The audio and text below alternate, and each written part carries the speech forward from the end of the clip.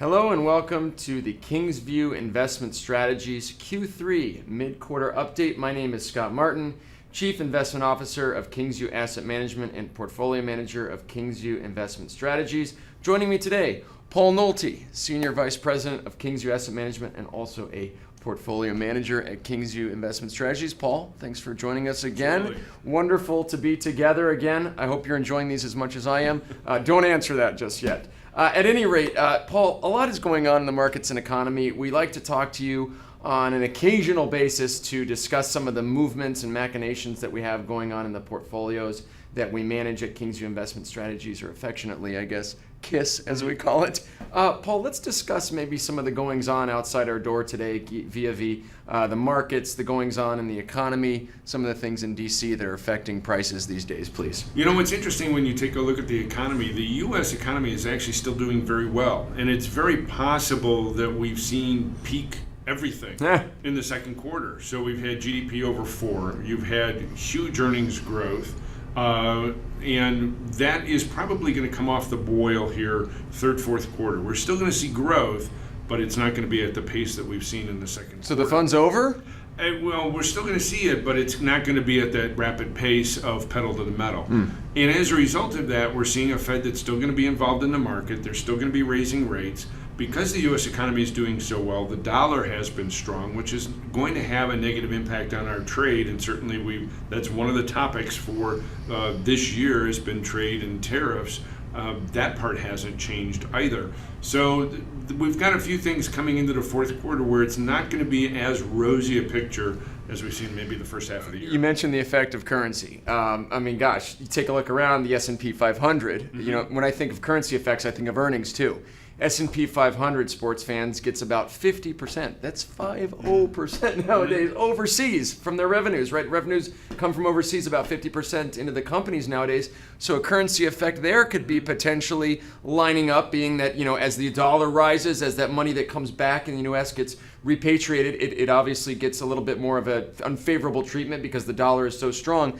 Talk maybe about that too, Paul, about the effect of the currencies on, especially the U.S. dollar's rise on earnings, as well as maybe some comparables that are coming up to maybe tougher times now that earnings have been growing so much over the last several quarters. Let me kind of flip that around a little bit, because if you take a look at how we've got portfolios set up, we have some exposure to international markets. We have some of our managed stuff at KISS, yes. We have emerging markets, we have international, and certainly those have taken it on the chin over the last 6 weeks or so. But the flip side of that has been small cap. Small cap is not impacted by the dollar as much because they're not exporting as much. So when the dollar has been rising, we're seeing a nice jump higher in the small cap universe.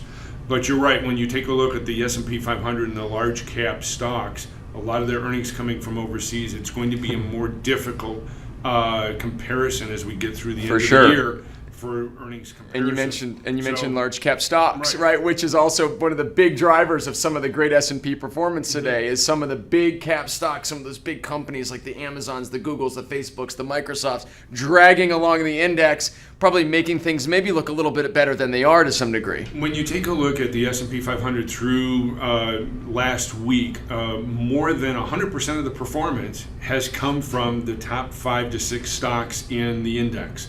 So as soon as you get away from those stocks you mentioned, the performance tails off. Yep. So the S&P really, outside of those stocks, has been flat to even down so far this year. Yeah, good point. Here we are shooting this in mid-August, so that's certainly been applicable. One thing you mentioned earlier that, gosh, is on my mind constantly is the Federal Reserve. I've been saying, and I've seen you say it, you know, you on Bloomberg and Fox and myself on Fox talking about the Fed being kind of hawkish in nature, hawkish in tone, but maybe dovish at heart. You know, being out there, willing to accommodate if they need to, but not yet. What do you make of how the interest rate curve is behaving, meaning your yields on 2-year government notes versus 10-year government notes versus 30-year government notes all the way out on the curve versus maybe what the Fed is doing and what they're predicted to do, say, in the next few meetings for the rest of the year? You know, it's ceasing to be a curve. It's becoming more like the Midwest. More like a board, yeah. Flat. Great. So Fun times, effectively. Yeah, so we're looking at probably 25 basis points now between the 2 and the 10-year, and that's fairly flat. The trick is going to be if it goes negative, and if the Fed actually does follow through with their rate hike in September as they're projected to do, effectively we'll take that to flat. And December is expected to go as well, so we could see an inverted yield curve. The flip side to the strong dollar and the higher interest rates has been commodity prices coming down a little bit and inflation coming down a little bit, which is controlling that long end. Yeah. You'd expect it to be higher. It's not going up. The short end is coming up, and that's what's giving us that flat yield curve. So we could see an inverted yield curve by the end of the year, which begins the clock ticking for a recession. That's right. The inflation data is a head scratcher, especially when you put that up against a lot of the data that our group at Kingsview Investment Strategies and our analysts and ourselves as portfolio managers analyze, which is GDP data, industrial production data, business and consumer confidence data, jobs data, wage data, which is still weak but growing as far as the wages go.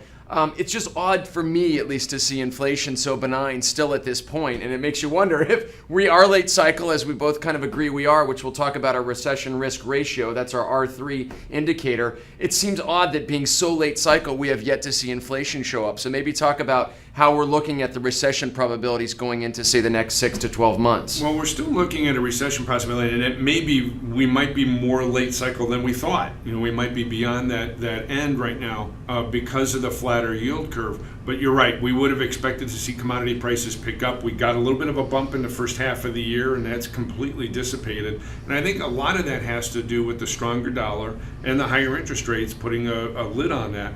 The other part of it too, and this is a much longer term discussion, is just the amount of debt that we have globally.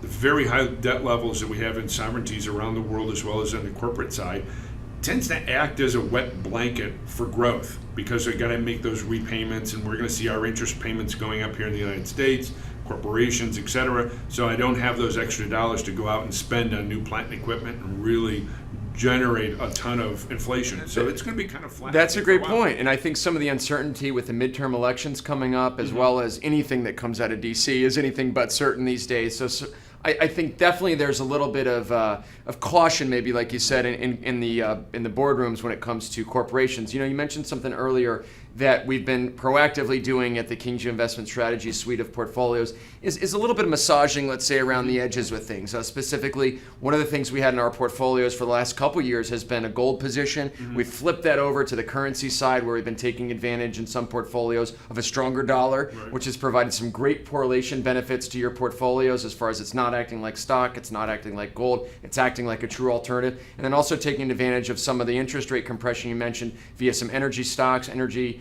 positions, as well as some real estate positions as well. So those have done well, and I think they've effectively served a very good purpose in what's been a kind of an uncertain environment, because you look around and yes, the market is by and large, since we last spoke to you about 45 days or so ago, the market's up a couple percent or so since that recording we did in July.